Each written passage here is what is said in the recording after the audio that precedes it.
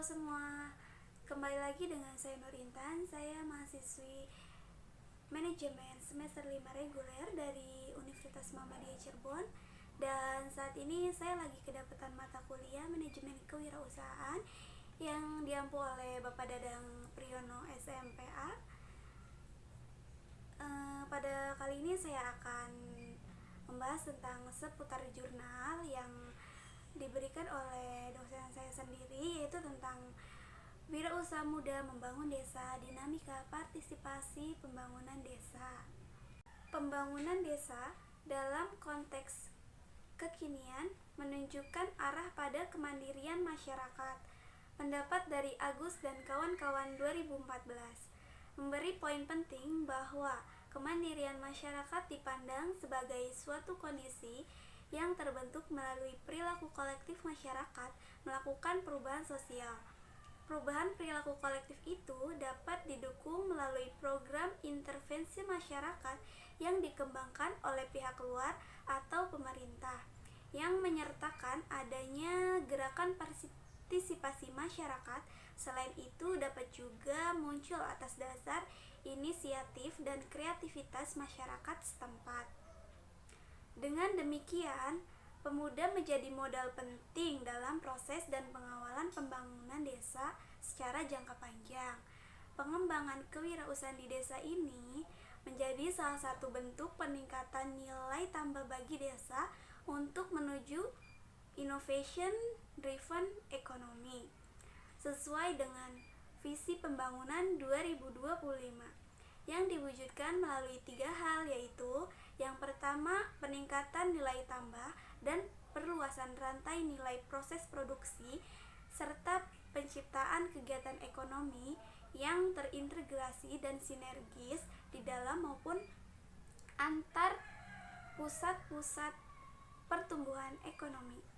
Yang kedua, yaitu mendorong perekonomian nasional, dan yang ketiga yaitu mendorong penguatan sistem inovasi nasional di sisi produksi, proses maupun pemasaran untuk penguatan daya saing global yang berkelanjutan menurut Kartika 2013.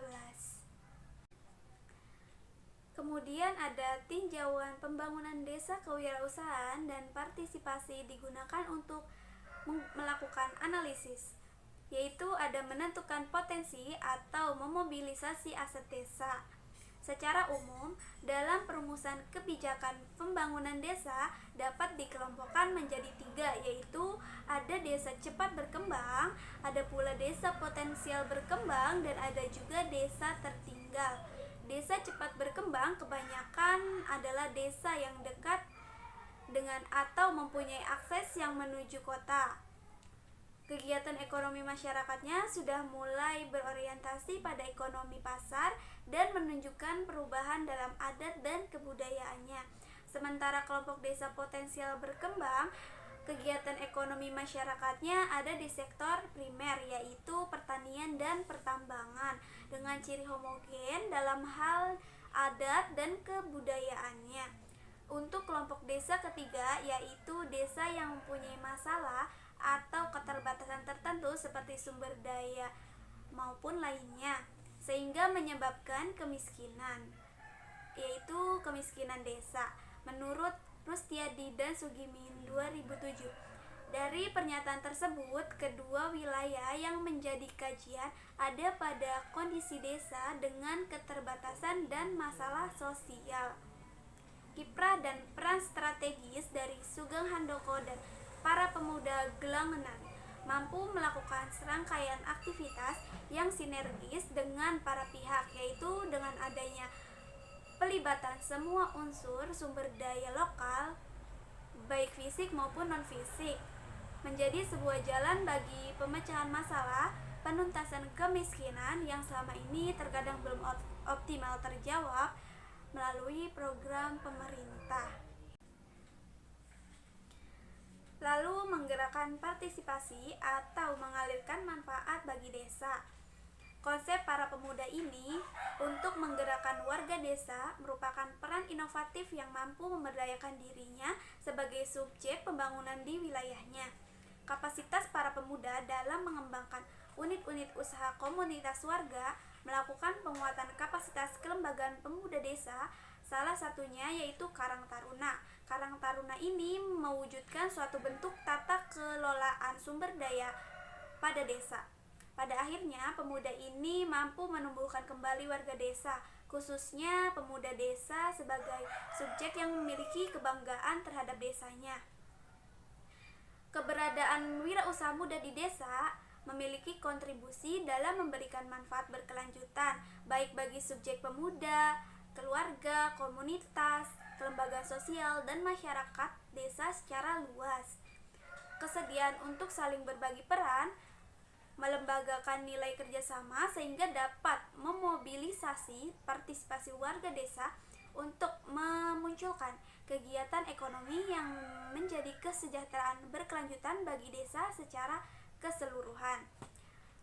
Adapun alasan mengapa harus membangun kewirausahaan di desa, yaitu karena membangun kewirausahaan di desa ini merupakan solusi untuk yang pertama yaitu ada mengurangi kemiskinan, yang kedua migrasi penduduk, yang ketiga pengembangan lapangan kerja di desa, dan yang keempat yaitu mengurangi pengangguran masyarakat di desa. Kewirausahaan menjadi strategi dalam pengembangan dan pertumbuhan kesejahteraan masyarakat, di mana sumber daya dan fasilitas yang disediakan secara spontan oleh komunitas masyarakat desa untuk menuju perubahan kondisi sosial, ekonomi perdesaan. Tidak hanya itu saja, membangun kewirausahaan di desa juga bisa menjadi peluang ekonomi. Pengembangan kewirausahaan di desa ini menjadi salah satu bentuk peningkatan nilai tambah bagi desa untuk menuju innovation driven economy atau ekonomi yang didorong oleh inovasi, sehingga perekonomian di desa akan jauh lebih baik. Mungkin hanya itu saja hasil review yang bisa saya lakukan. Terima kasih yang sudah menonton. Wassalamualaikum warahmatullahi wabarakatuh.